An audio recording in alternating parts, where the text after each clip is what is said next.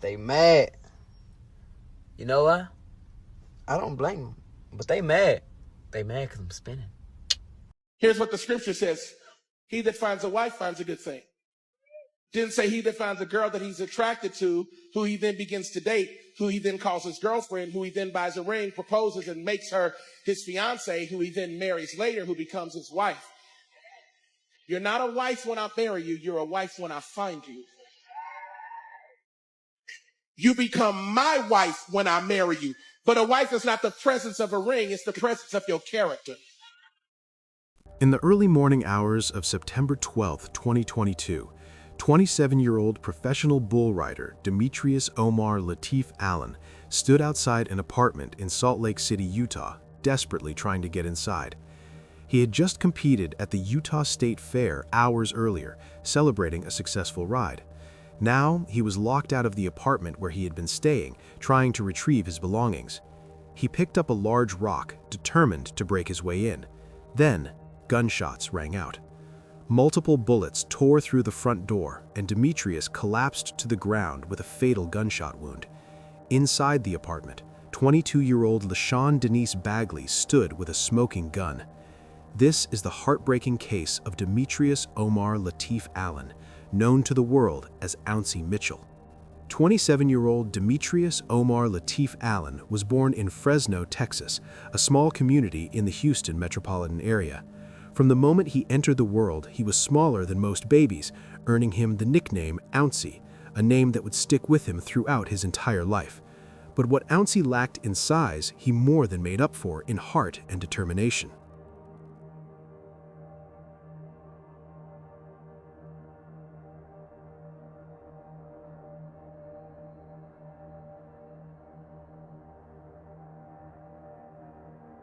Raised by his grandmother, Mama Minty, and surrounded by aunts, uncles, and extended family, Ouncy grew up in a close-knit community. His family described him as a force of nature, someone with an infectious smile, a great sense of humor, and an adventurous personality. He loved to fish, loved to ride, and had a way of making every moment memorable.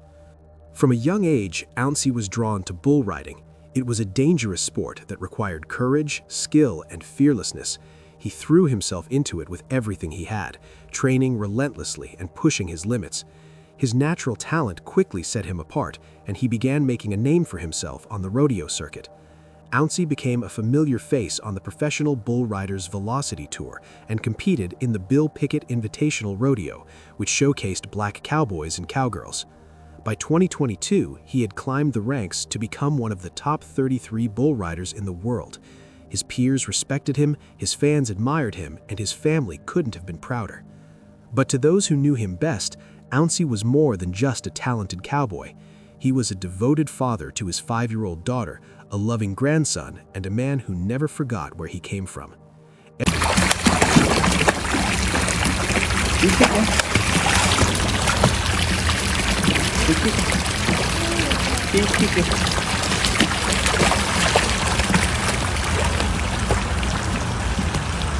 Don't put your hands on your feet.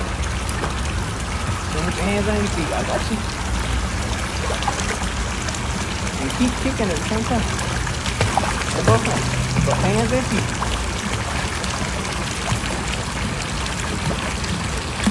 Keep kicking. Our grandmother taught that too. Swim, Nala. Keep kicking. Keep going.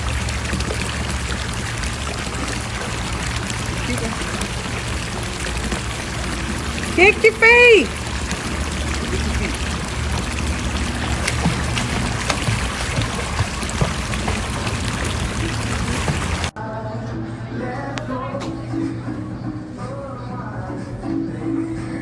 Come on, Nala. Whoa! Whoa! I want to dance. Go do it again then, girl.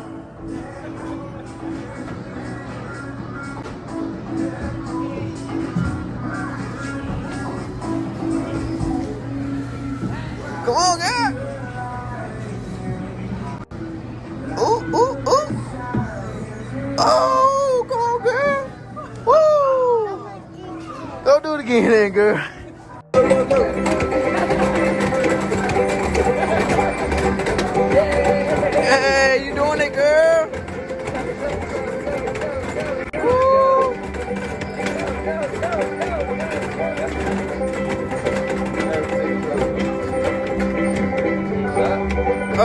All done.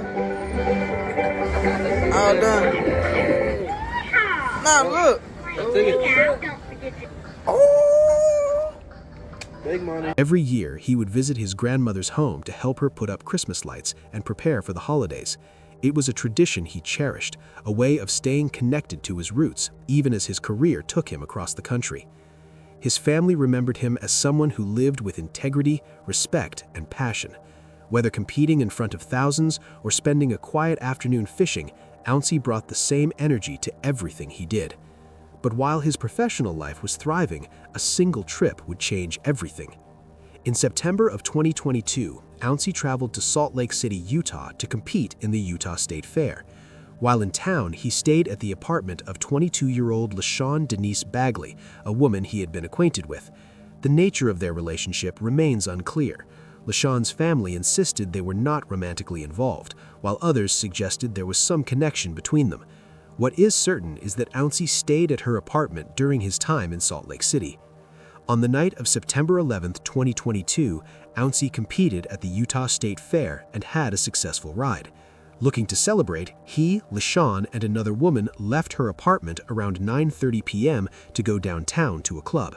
But as the night wore on, tensions began to rise. According to witness testimony, Ouncy and LaShawn got into an argument at the bar. The details remain unclear, but it was serious enough that LaShawn decided to leave early. Around 11:30 p.m., she returned to her apartment alone, leaving Ouncy and the other woman behind. But the night was far from over, and what happened next would lead to tragedy. After LaShawn left, Ouncy remained at the club. But as the night continued, it became clear he needed to retrieve his belongings from her apartment. He had personal property there that he needed before moving on to his next competition. So, in the early morning hours of September 12, 2022, Ouncy and the woman made their way back to LaShawn's apartment. When they arrived, they found the door locked. Ouncy knocked, trying to get LaShawn's attention, but there was no response. He sent her text messages explaining that he just wanted to get his things and leave, but the messages went unanswered. Frustrated and determined to retrieve his belongings, Ouncy and the woman attempted to gain entry. According to testimony, the woman tried to use a credit card to unlock the door. When that didn't work, Ouncy picked up a large rock. He reportedly said he was from Houston and knew how to get in, a statement that would later be used to paint him as an aggressor. But to his family, it was just Ouncy being resourceful, not someone with violent intentions. Daddy. Say cheese. High five. Psh. Psh. Wave. Say hey. Bye-bye. Blow a kiss. Mwah. Right there. Right there. Keep going. Keep going. Keep going. There you go. Keep going. Keep going. There you go. On your feet. Inside the apartment, LaShawn heard the commotion. She later claimed she had no idea who was outside, that she genuinely believed someone was breaking in to harm her. Living on the ground floor in what was described as a high-crime area, she said she felt terrified, so she made a call. At 12:04 p.m., she called 911, reporting that someone was breaking into her home. The dispatcher stayed on the line, trying to gather information. Then, after some loud noises, the dispatcher asked what was happening. LaShawn's response was chilling. She told the dispatcher she was shooting. Multiple gunshots rang out, fired through the front door. On the other side, Ouncy was struck by at least one bullet. He collapsed to the ground, critically wounded, as the woman with him screamed for help. Within minutes, law enforcement officers arrived at the scene. Months after a popular Houston bull rider was killed, a woman has been arrested in connection to his death. Police say 21-year-old LaShawn Bagley shot Ouncy Mitchell during her Salt Lake City apartment, or outside of her apartment, in September. Mitchell was in town competing in the Utah State Fair and was staying with Bagley during his stop. They got into some kind of argument at the bar after his win, and when he tried to retrieve his things from Bagley's apartment after, she reportedly opened fire. ABC 13's Erica Simon joins us live from NRG Park, where Mitchell was soon set to compete in the Houston Rodeo. Erica? Yeah, it really is bittersweet. Ouncey's family was super excited and ready to watch him compete in the stadium behind me in front of his hometown. But now all of this reminds him of his life taken too soon. There's still a lot of unanswered questions, but they do feel Bagley's arrest gets them one step closer to justice. Demetrius Omar Lateef Allen, better known as Ouncey Mitchell, was in his prime when he was killed. We were prepared for the arena, but for him to be taken from us by a gunshot, that was something that we couldn't have imagined. Ouncey's grandmother, Mama Minty, describes him as a one-of-a-kind man who loved to ride, loved to fish, and was a great dad to his now 5-year-old daughter. He'd come over each year to put up lights and help her get ready for the holidays, but this go-round, he wasn't there. This year, it was Christmas, but it didn't seem like Christmas without Ouncey. According to Salt Lake City Police Department, Ouncey stayed at LaShawn Bagley's place in September 2022 while in town for a competition. They say the two got into an argument at a bar after his ride. He went to her apartment to get his property and was shot by Bagley through her front door. She was arrested and charged with murder and discharge of a firearm then, but for some reason we're still looking into, got out and traveled back here to Southeast Texas where she's from.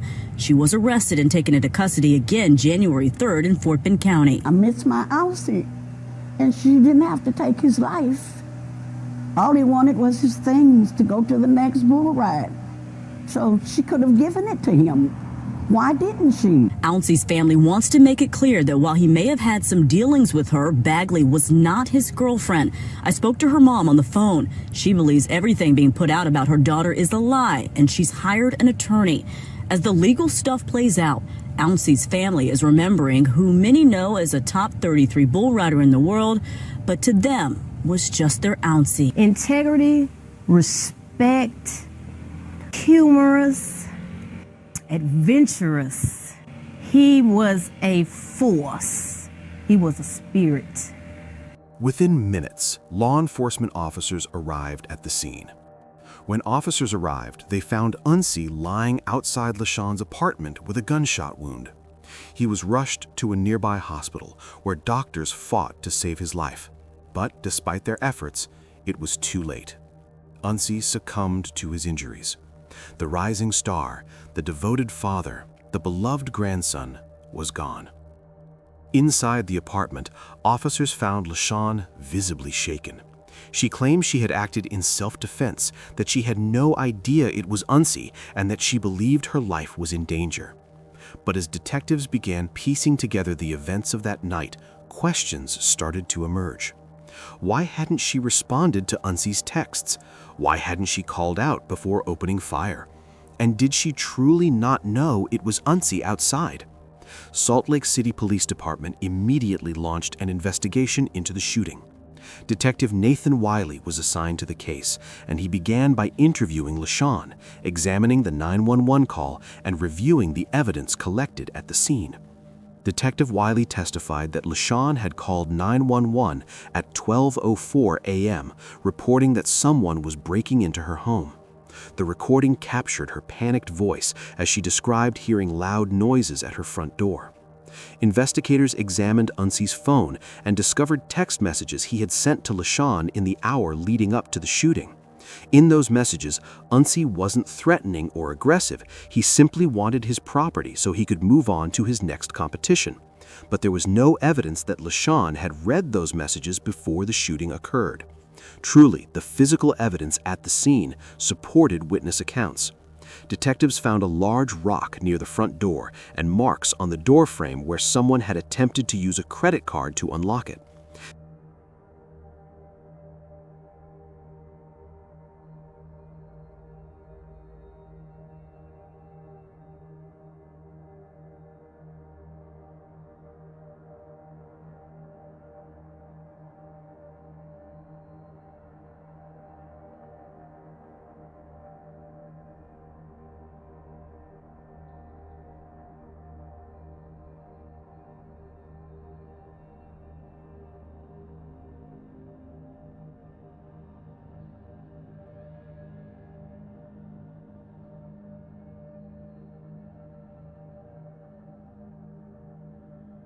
These details confirmed that Unsi and the woman with him had tried multiple methods to gain entry before he resorted to using the rock. But for LaShawn, the wheels of justice started moving quickly. LaShawn was arrested at the scene and charged with murder and 9 counts of felony discharge of a firearm. The charges included 1 first-degree felony and 8 third-degree felonies.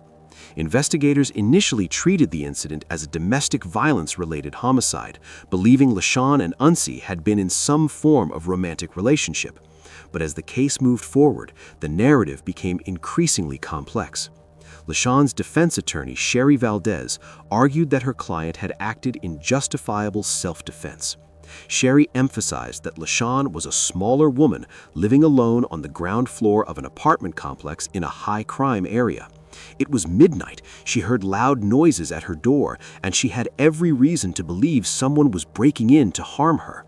Sherry pointed out that LaShawn legally owned the firearm and had every right to protect herself in her own home. Under Utah law, a person is justified in using deadly force if they reasonably believe someone is unlawfully entering their home with intent to commit violence. The key question here was not whether LaShawn knew it was Unsi at the door, but whether she genuinely believed her life was in danger. The prosecution took a different view. Deasing argued that LaShawn had no reasonable fear and that the shooting was not justified. He presented the text messages between Unsi and LaShawn, showing that Unsi had clearly communicated his intention to retrieve his belongings. Prosecution contended that LaShawn could have easily avoided the confrontation by placing Unsi's items on the front porch or by communicating with him directly. Also, LaShawn had fired multiple shots through a closed door without attempting to identify who was outside or warning them that she was armed. This formed his damning argument against LaShawn. He suggested that the shooting was an impulsive and unjustified use of deadly force. LaShawn remained in custody for almost 11 months while awaiting trial.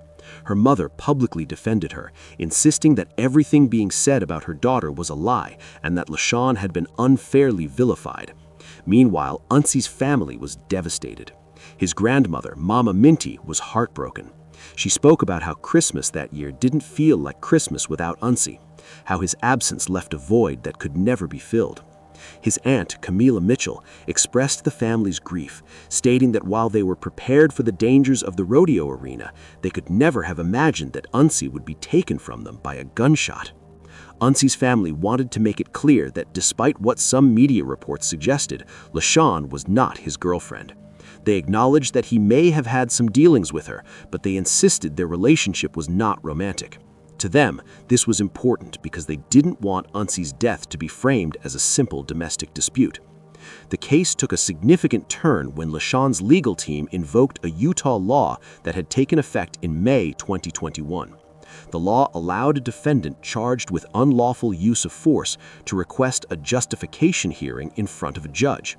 If the judge found the use of force was justified, the charges could be dismissed with prejudice, meaning they could not be refiled. At the justification hearing, the burden of proof shifted to the prosecution. In November, while the case was pending, prosecutors asked for a delay in the justification hearing.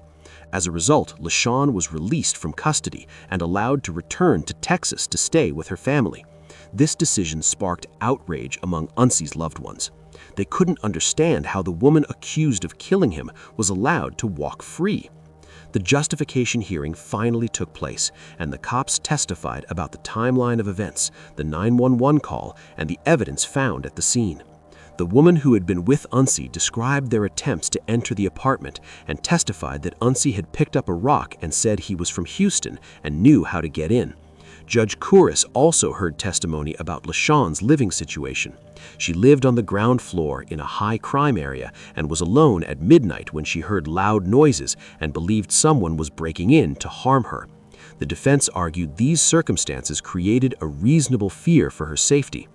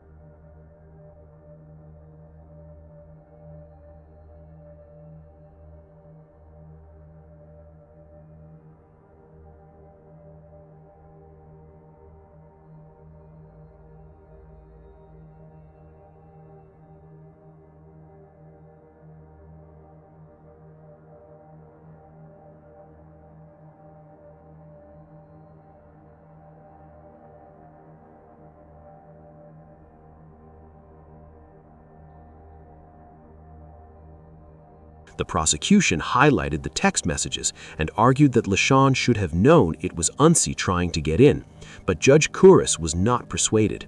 In his ruling, Judge Kouros stated that the critical issue was not whether LaShawn knew it was Unsi up the door, but whether she genuinely believed someone was unlawfully breaking into her home.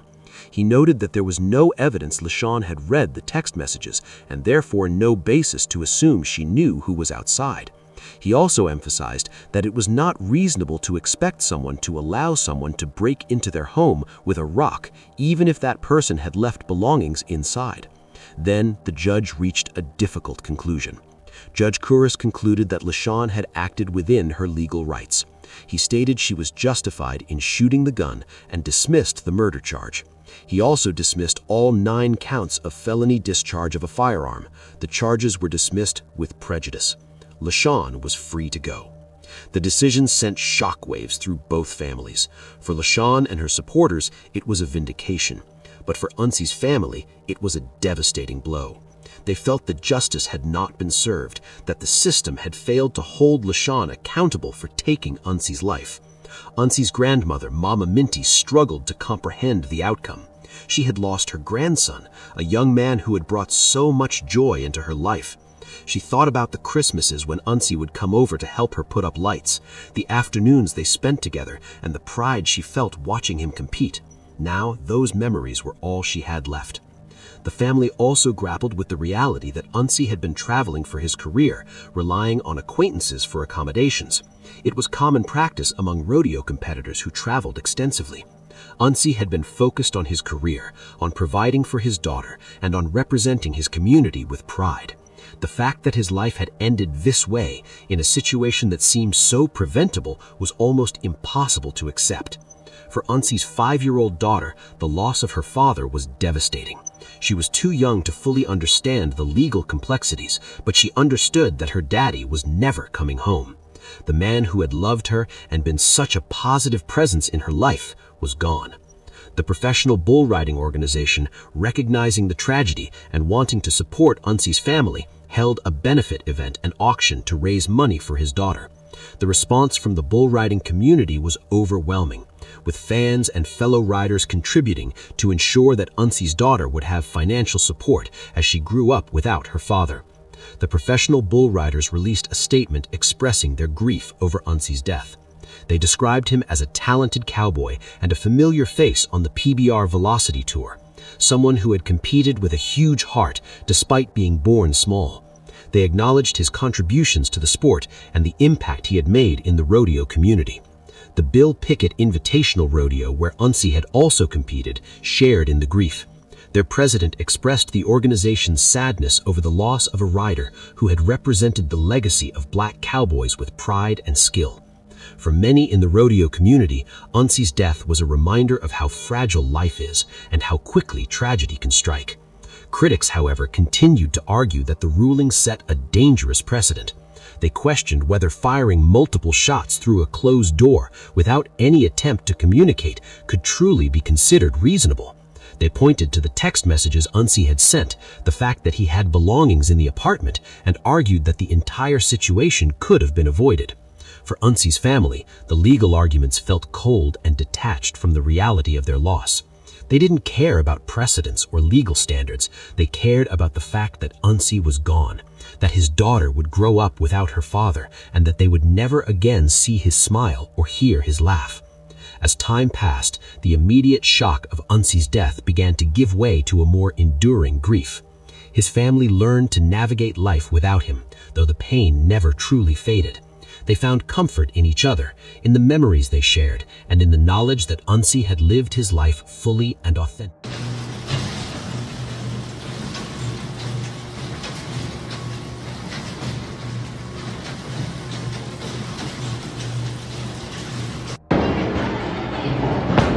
If I get a running start. Ooh.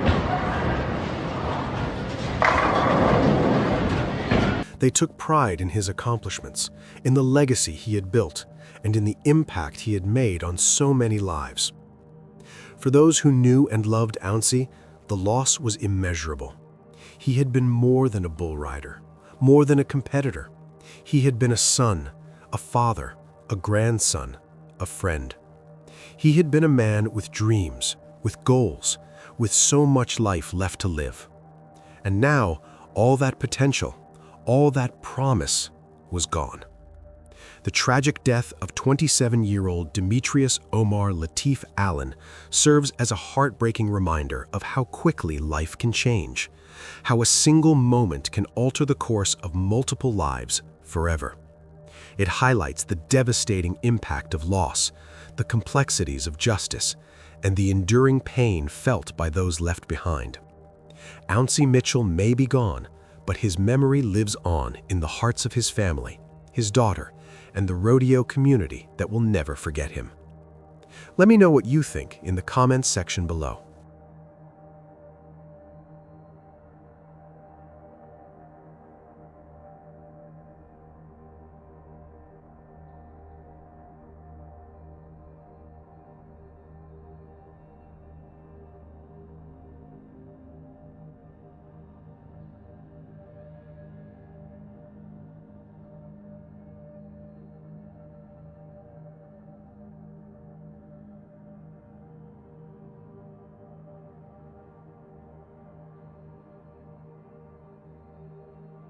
Here's what the scripture says. He that finds a wife finds a good thing. Didn't say he that finds a girl that he's attracted to, who he then begins to date, who he then calls his girlfriend, who he then buys a ring, proposes, and makes her his fiance, who he then marries later, who becomes his wife. You're not a wife when I marry you. You're a wife when I find you. You become my wife when I marry you. But a wife is not the presence of a ring. It's the presence of your character. Well, we only had 15 minutes on some of it.